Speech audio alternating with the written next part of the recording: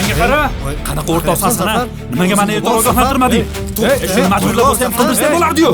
Endi salla qolasan bu yerda maza qilib, Antoshkentga ketishim kerakmi? Tushunmadim. Hozir. Yur. Shunaqa degan. Hal qilamiz. Zafar menga qara.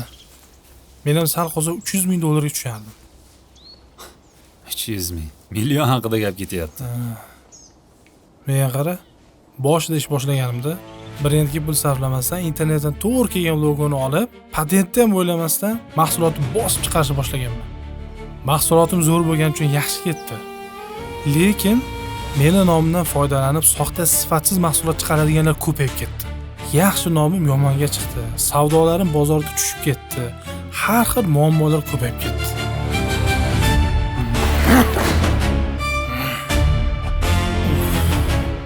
Bilasanmi nimaga? Nimaga? Chunki patentni o'tmaydigan nom tanlab qo'ygan ekanman. Ana u logoyim ham, brendim hamcha umuman bo'lmagan.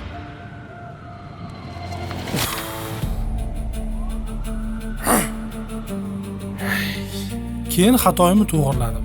Bilasanmi? Senda ham hozir xuddi shunday vaziyat. To'g'rilasang ishing hal bo'ladi. Brendingiz muvaffaqiyatli patentlandi. Gap yo'q aka. Rahmat. Baraka toping. Zafar. Xullas bitta gap. Hozir asabiylashib janjal qilish maqsad yo ish hal qilishmi? Ish hal qilish. Bo'ldi bo'lmasa. Yur Bekzodga aytamiz. Iltimos qilgin, hal qilib beradi. Keyin Shvetsariyada yurasan bizga o'xshab, bemalol. Kelishdingmi? Xo'p. Faqat qara, ishkal bo'lmasin. Bo'pti. Zafar, mana shu Bekzod og'aynimiz sababidan hamma ishim hal bo'ldi. Brendni ham, patentni ham qilib oldim. Sen bo'lsang, o'zingdan emas, bundan xafa bo'lib yuribsan.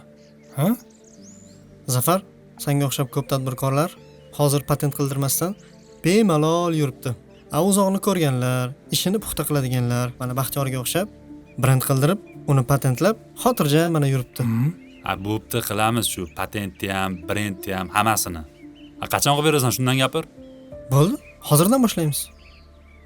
Ana, muammosi yo'q.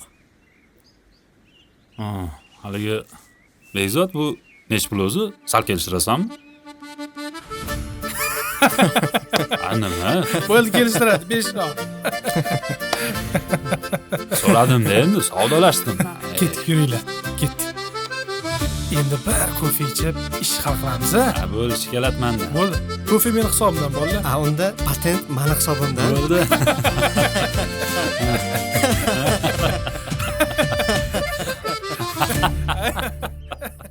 Yasha.